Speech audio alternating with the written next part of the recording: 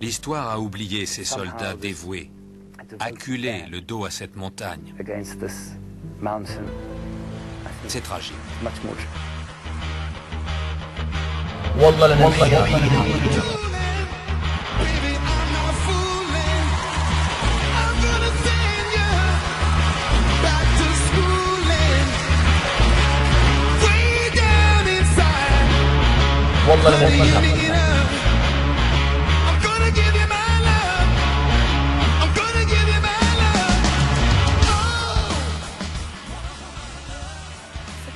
Foutaise.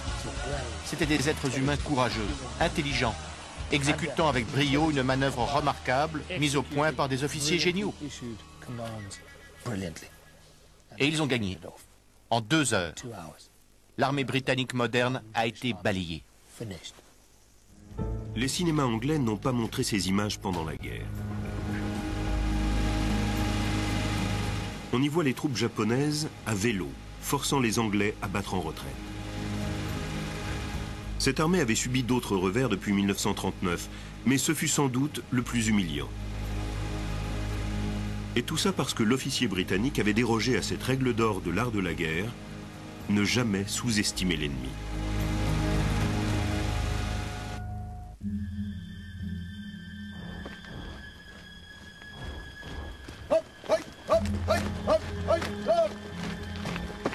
Les militaires peuvent sous-estimer l'armée ennemie de diverses façons. Présumer de la supériorité de leur puissance de feu ou de leur capacité à manœuvrer plus habilement.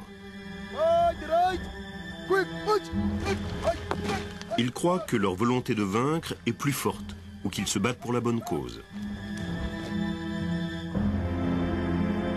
Mais les préjugés sont de loin leur plus grave erreur. Mépriser l'ennemi pour ce qu'il est ou ce à quoi il ressemble mène souvent au désastre. À l'apogée de l'Empire britannique, 12 000 soldats de Sa Majesté envahissent le royaume zoulou. Les Anglais veulent développer l'Afrique du Sud et les Zoulous gênent leur plan.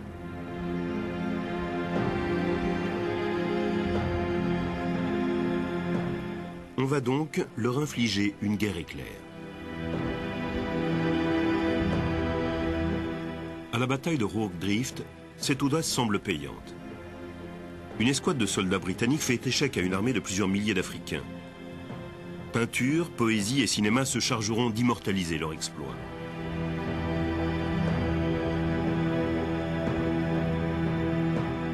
Mais curieusement, la bataille précédente eut moins d'écho.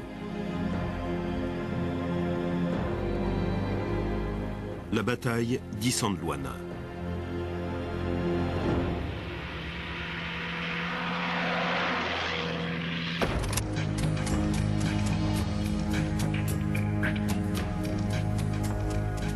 Ici, le 21 janvier 1879, l'impensable est arrivé. Les guerriers zoulous décimèrent les troupes britanniques lors d'une bataille que les Anglais étaient sûrs de gagner. Ce jour-là, les Anglais étaient inférieurs en nombre, certes, mais se montrèrent surtout de bien piètres stratèges. Cette catastrophe est due à cette mentalité anglaise latente, qui se traduit par une suffisance, une sous-estimation des ennemis, qui n'étaient guère plus à leurs yeux que de courageux sauvages. Et persuadés que l'armée zoulou ne représente aucune menace, ils négligent les précautions les plus élémentaires. Chelmsford ne protège pas le camp. Il ne fait creuser aucune tranchée de protection, contrairement aux ordres stricts du général, et désobéit ainsi ouvertement aux règlements en vigueur. Il sera blâmé pour avoir oublié cette tranchée. Il ne dispose même pas les chariots en cercle défensif. L'histoire le condamnera pour cette négligence.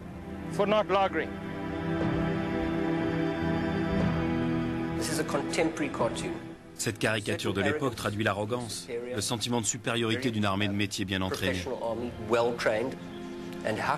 Pourquoi un tel désastre dans cette campagne? C'est inexplicable.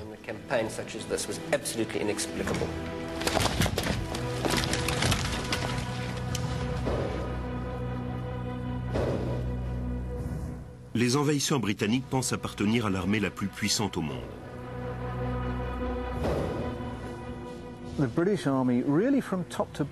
Toute l'armée britannique, de Lord Chelmsford aux simples soldats, tous étaient convaincus de leur supériorité. Avec leur peau blanche, leur discipline et leur avantage technologique, ils se croyaient supérieurs à tout le monde.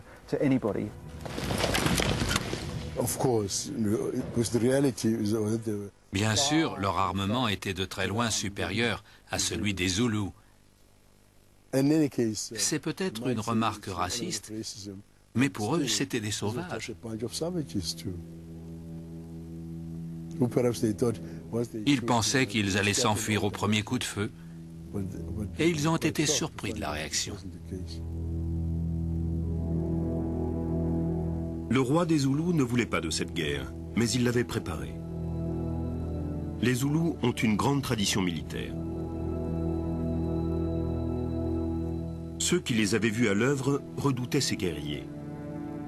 Les colons blancs avaient prévenu Chelmsford de leur prouesse, de leur rapidité, de leur endurance, de leur talent à combattre en grand nombre, habilement déployés. Napoléon aurait dit « Le général qui gagne la bataille est celui qui commet le moins d'erreurs ». Et de fait, les officiers zoulous ont commis très peu d'erreurs. Alors que du côté anglais, la liste est sans fin.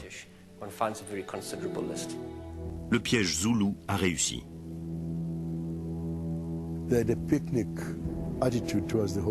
Les Anglais ont pris toute l'affaire à la légère. La meilleure preuve, c'est que Lord Chelmsford lui-même, pour le petit déjeuner, le matin même, avait fait sortir toute l'argenterie. C'était vraiment de leur part une preuve de mépris. Il annonce, mon colonel, il y a des milliers de Zoulous massés au sommet du plateau et menacent le flanc gauche du camp. Poullaine se précipite et ordonne à ses hommes d'abandonner leur petit déjeuner pour se mettre en position de défense.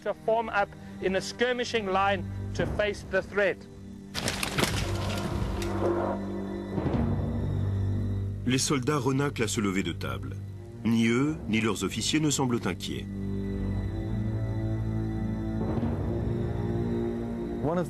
L'un des officiers survivants écrira plus tard « Nous avions déjà vu des troupes nombreuses près du Cap et nous n'étions pas inquiets. Nous n'avons pas cru une seule seconde que les Zoulous allaient attaquer. » Les Zoulous ont réussi l'attaque surprise par excellence. L'armée était massée derrière ce plateau. Il se peut même qu'elle se soit tenue cachée là depuis déjà plusieurs jours.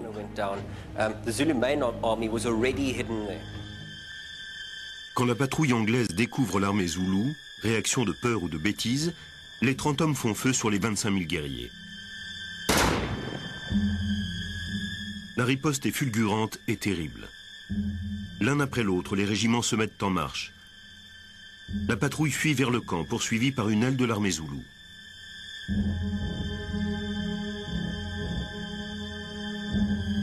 La nouvelle parvient très vite à Henry Poullaine.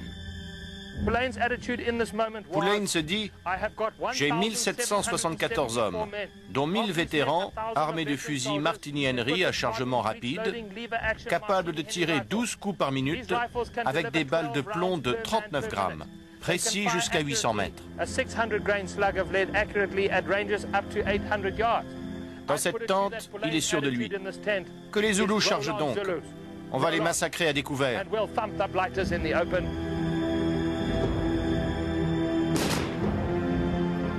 Les soldats anglais commencent à dérouler leur procédure bien huilée, mais les Zoulous leur réservent d'autres surprises. À 12h40, un soldat détourne soudain les yeux de la ligne d'attaque ennemie. La tactique traditionnelle zoulou, les fameuses cornes de taureau, se met inexorablement en place. Le deuxième flanc de leur armée vient de surgir.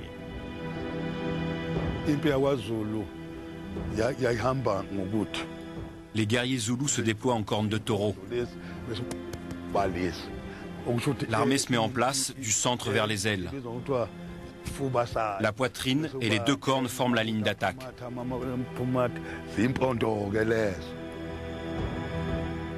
Bientôt, les cornes du taureau et la poitrine sont solidement en place. L'étape suivante, quand les cornes se referment, s'appelle manger l'ennemi. Cette tactique oblige les Zoulous à charger droit sur le feu anglais.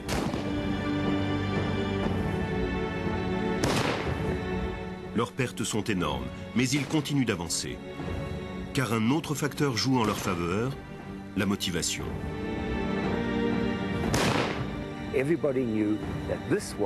Ils savaient tous qu'une armée étrangère avait envahi leur terre. Les étrangers avaient forcé la porte de leur maison et pénétré chez eux. Ces guerriers l'avaient compris et fonçaient dans cette vallée à l'assaut des fusils pour tuer ces soldats. On peut appeler ça une charge. Vous imaginez une charge sur cette distance, à travers cette vallée, droit sur la ligne de tir? Terrible épreuve. Mais il fallait chasser les intrus. Mais un vieux chef descend du plateau, se place devant les guerriers et leur hurle d'avancer. Votre roi ne vous a pas donné l'ordre de vous cacher, mais de vous battre.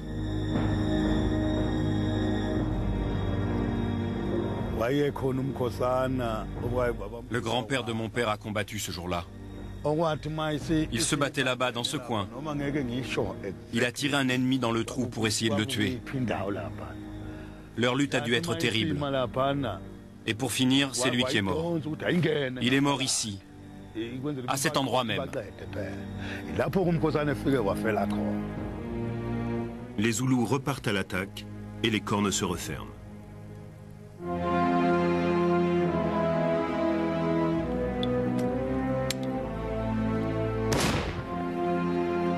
Sous la formidable poussée de l'armée zoulou, la ligne de défense anglaise est enfoncée.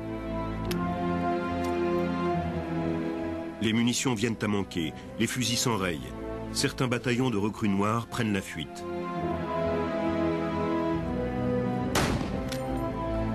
Les Zoulous avancent toujours et la défense anglaise cède pour de bon. Chinuayo, le général zoulou, constate la réussite de son plan depuis le haut du plateau. C'est son heure de gloire. Mais toutes les subtilités de l'art militaire entrèrent en jeu. Tactique, soldats, utilisation du terrain, mobilité, communication.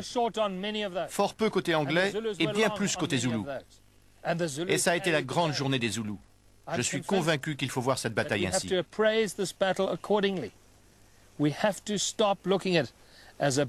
Il faut arrêter de raconter que ces pauvres Anglais ont été écrasés sous le nombre par des hordes de sauvages, dont les boucliers noircissent l'horizon.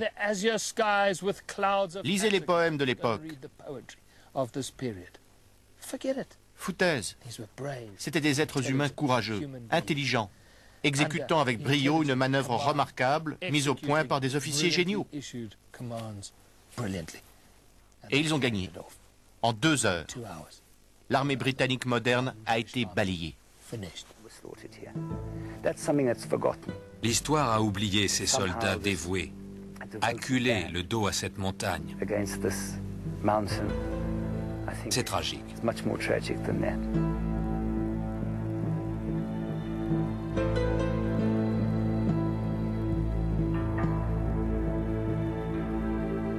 C'est le refus de Chelmsford de reconnaître le talent de l'ennemi qui a coûté la vie à ses hommes.